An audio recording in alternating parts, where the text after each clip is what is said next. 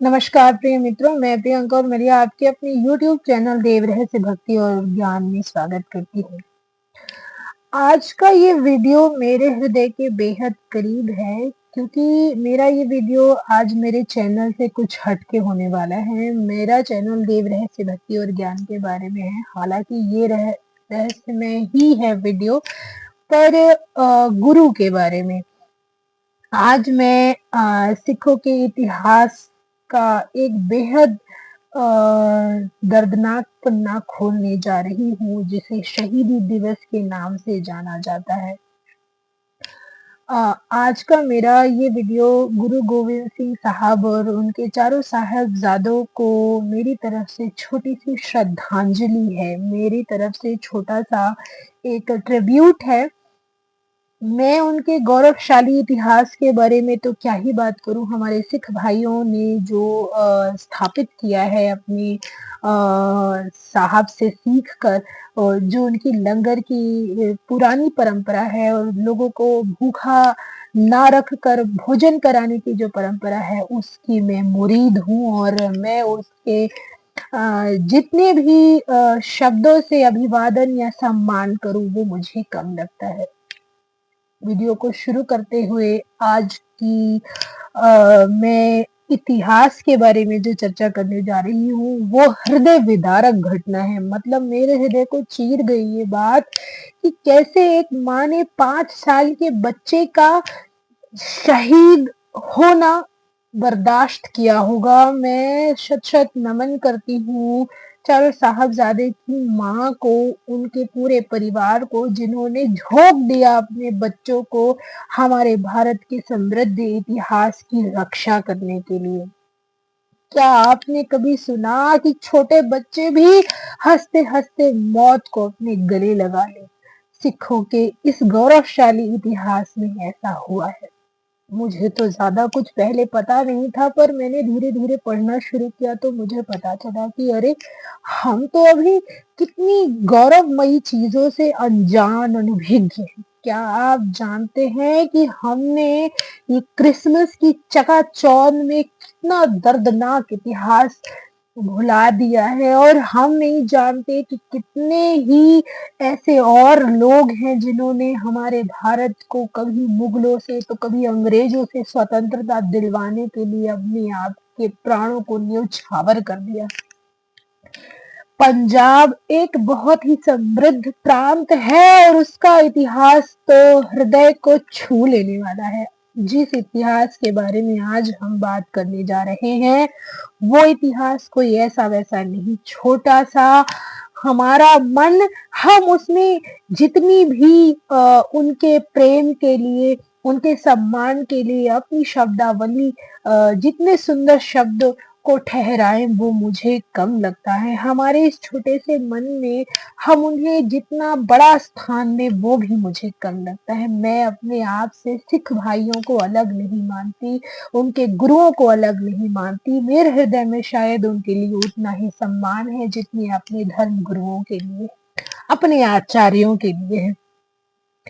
आज हम गुरु गोविंद सिंह साहब के इतिहास के बारे में थोड़ी सी बात करने जा रहे हैं, जो सिखों के 10वें धर्म गुरु हैं, जिन्होंने खालसा पंथ की स्थापना की थी, उसके संस्थापक रहे हैं। उन्होंने अपने धर्म के लिए, अपने धर्म के लोगों के कल्याण के लिए अपना सर दुश्मन के आगे कटा दिया, लेकिन उनके सामने झुकना मंजूर नहीं किया। मेरी आंखें भर आती हैं ये सोचकर कि जो उनके 9वें धर्म गुरु थे, जो उनके पूरे शरीर में, तेज बहादुर सिंह के साहब के पूरे शरीर में उस क्रूर मुगल आक्रांता औरंगजेब ने पूरी कुरान छपवा दी। क्या वो मनुष्य थे? क्या वो उनका शरीर था कि मरते मर गए, लेकिन उन्होंने अपने शरीर की पीड़ा का ध्यान ना देते हुए सर झुकाना उस क्रूर आक्रांता के सामने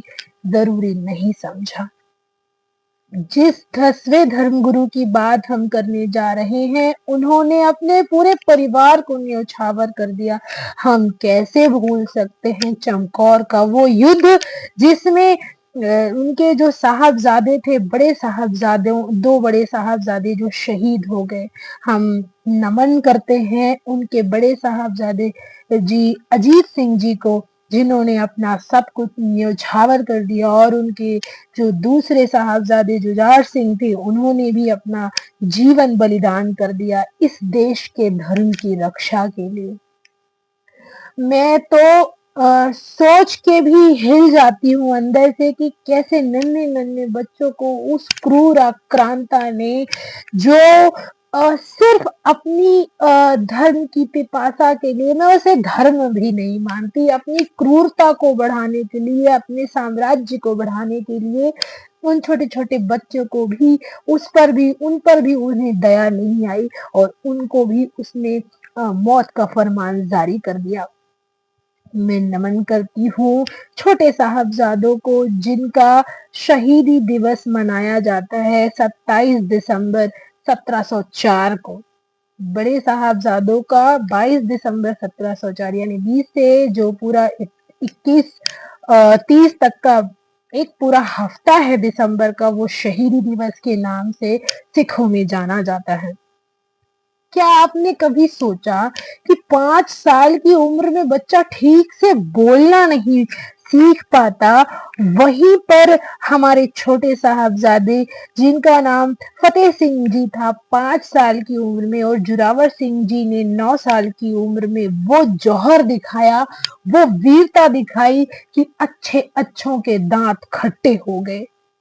मैं अ, मैं काँप जाती हूँ ये सोच कर कि गुरु साहब ने अपने बच्चों को बिना कुछ सोचे दीवार में चुनते हुए कैसे महसूस किया होगा, जब उनके पास ये खबर गई होगी कि उनके दोनों छोटे-छोटे बच्चों को दीवार में चुनवा दिया गया, उनके लिए मौत का फरमान जारी करवा दिया गया, तो उन्हें कैसा महसूस हुआ होगा।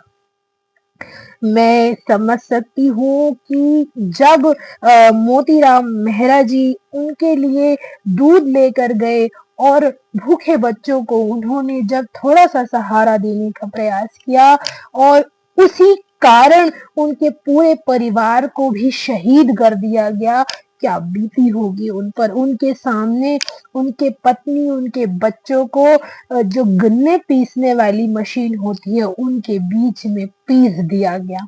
मैं तो बोल भी नहीं पा रही हूँ कि कैसा महान वो व्यक्ति रहा होगा, जिन्होंने 3 रातों तक उन बच्चों की भूख मिटाई, और गुरु साहब के बच्चों पर अपना पूरा परिवार कुर्बान कर दिया। वजीर खान ने कहा उन छोटे-छोटे बच्चों से कि इस्लाम स्वीकार कर लो।